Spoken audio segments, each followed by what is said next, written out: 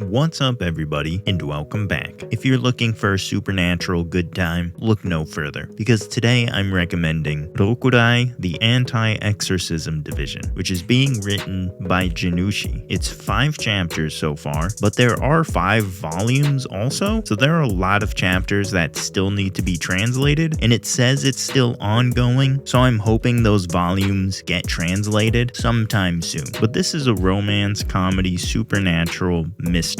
And if you're looking for a comedy supernatural manga with a very classic feel and look, then this is it. And if you're not looking for that, you should be, because this manga is just a lot of fun. This story follows the Sixth Sense Department Anti-Exorcism Division, because in this world, the supernatural is a natural occurrence so far as ghosts go. There hasn't been anything else supernatural outside of that, and I hope it stays that way. Mostly because I don't want it to get too complicated and crazy. I don't think you need to add vampires, zombies, yokai, whatever other supernatural things you can think of. I don't think this needs this. I think if they just stay to ghosts, that'll be more than enough. But in this world, ghosts are a natural thing. At least it seems to be pretty common, or at least in this area, it's very common. And this story follows the local government department that handles medium work, where they mediate problems between the living and the dead without exorcising the spirits. At least they haven't exorcised any spirits so far, but it doesn't seem like they're opposed to it. And most of the stuff that they've mediated is really more like mystery stuff they're trying to unsolve. The mysteries aren't crazy, more in the vein of Scooby-Doo, except it's not people dressing up as ghosts and monsters and stuff. But it's more like that, solving spirit mysteries that living people have accidentally gotten involved with. It's a very small department, only consisting of 3 people. The department chief, Suhiro Mitsunaga, who is a silly guy who seems like he would or could be serious, but we never see that. He's great though, especially since he has a crush on the receptionist, Nozokawa. She's not a part of the department, she's a general receptionist at the facility, but my man is head over heels for her, and he does not hide his interest at all. And I love it, especially because it's not over the top kind of like hard eyes, falling on the floor, all of that stuff. It's more so just every single conversation that they have, he tries to lead it to a date between them, but so far he's always gotten rejected. But one day, I know he will succeed. I'm hopeful for my guy. But the other 2 department members are Yuyume, a high school ghost girl who we have no idea when she died, how she died, or why she's still hanging around. But she's the real brains of the ghostly, seeing as, you know, she's a ghost and can sniff out spirits literally, and she is the spirit of these spirit detectives. Harada Reita is the brawn. He's not an idiot, but he's not a great detective. And he is seemingly one of the most powerful exorcists. Not that they have any special powers. These aren't super powered exorcists. They're not defeating big bad spirits. When I mean they investigate spirits and ghosts, think Casper the Friendly, but they just look like people, okay? They're not Jujutsu. They're not Ultimate Exorcist. They are Salt and Talisman ones, not super powered. But Harada comes from a bloodline where their spiritual acumen is apparently very high. Why? I don't know. How? I don't know. But the only problem is he's terrified of ghosts. We don't initially know why, but we know his sister locked him in a house full of them to get over his fear, but it obviously just made it worse. Fortunately, they do have a workaround so that they can exploit Harada's super spirit abilities, and that's by having Yuyume possess him. Now, I don't think he's always going to need to have Yuyume possess him to be useful, but as of now, it's necessary. But this manga is just a lot of fun, and it feels somehow really nostalgic. I don't know if it's just from the art style or the story nature overall, where it's meant to be a silly, fun adventure that really doesn't take itself too seriously. Whatever the reason for the nostalgia, whatever the reason it is, I love it. So far, it's just been individual situations that they're resolving over the course of a chapter or 2, but I assume it